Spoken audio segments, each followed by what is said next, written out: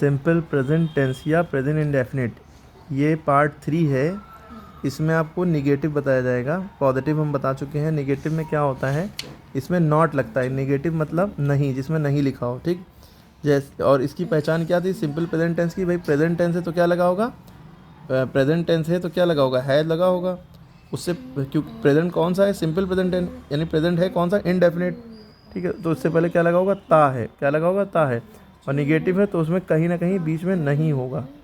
जैसे वो नहीं पढ़ता है, वो नहीं खेलता है, क्या है, जैसे हमने सेंटेंस लिख दिया, वो नहीं खेलता है, वह भी कहते हैं, वो भी कहते हैं, वो नहीं खेलता है। अब आपको इसकी इंग्लिश बनानी है, कैसे बनाएंगे? अब आपको इसका रूल याद होना चाहिए। इस भाई सिंपल प्रेजेंट टेंस का रूल आपको याद था। सिंपल प्रेजेंट टेंस का पॉजिटिव का, निगेटिव का रूल क्या होता है? सबसे पहले सब्जेक्ट आएगा प्लस इसमें डू या डज में से एक चीज़ आएगी। डू लगेगा या डज लगेगा, सिंगुलर के साथ डज, प्लूरल के साथ डू, ठीक है। प्लस नॉट, प्लस वर्ब की फर्स्ट फॉर्म। अब इसमें SEIS नहीं लगेगा क्योंकि SEIS इसी में लग गया, ठीक है। Plus object, okay. अब देखिए जब हम इसकी इंग्लिश लिखेंगे कैसे लिखेंगे, सबसे पहले वो की इंग्लिश, वो की इंग्लिश में क्या कहते हैं, ही। तो सब्जेक्ट, सबसे पहले सब्जेक्ट जो काम कर रहा है वो होता है, तो ही। खेलता, फिर इसका डायरेक्ट खेलता में जाएंगे, लेकिन हमने देखा कि सब्जेक्ट के बाद डू और डज में से एक चीज़ लगानी है। तो ही सिंगुलर है, इसके साथ डज लगता है, ठीक। ही, शी, इट, इनमें से कुछ भी होता है तो डज लगता है। आई, वी, यू, दे या कोई भी प्लूरल होता है तो डू लगता है, ये याद रखिएगा। ही डज, फिर उसके बाद नॉट है, फिर इसके बाद वर्ब की फर्स्ट फॉर्म, वर्ब खेलता है, खेलने को कहते हैं play. He does not play, ठीक। अगर कहते हैं क्रिकेट नहीं खेलता है तो he does not play cricket.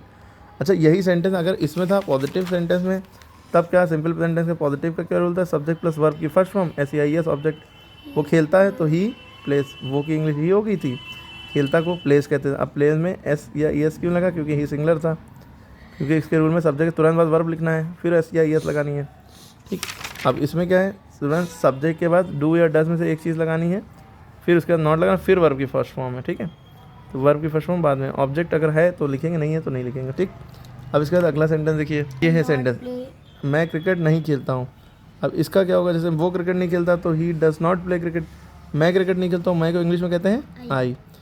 तो आई सब्जेक्ट हो गया, डू या डज में से क्या लगेगा, डू, क्योंकि आई, वी, यू, दे के साथ डू लगता है। आई हो, वी हो, यू हो और दे, और कोई भी प्लूरल होगा उनके साथ डू लगेगा, ठीक है।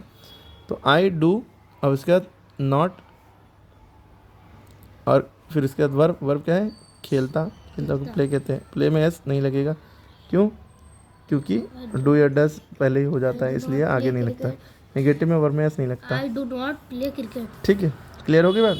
I do not play cricket. आगे क्रिकेट बढ़ा देंगे, CKET, ओके। देखिए फिर इसमें आपने देखा, तुम रोज़ नहीं नहाते हो, आखिरी में ता तीते आ रहा है, आप समझ जाएंगे सिंपल प्रेजेंट टेंस है ना।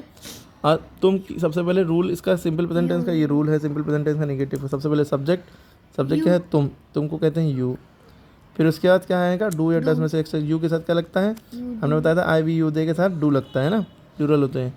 है तो सिंगुलर अपने आप में, लेकिन इसके रूल में प्लूरल रहता है, ठीक है। यू डू नॉट आएगा, फिर नॉट टेक।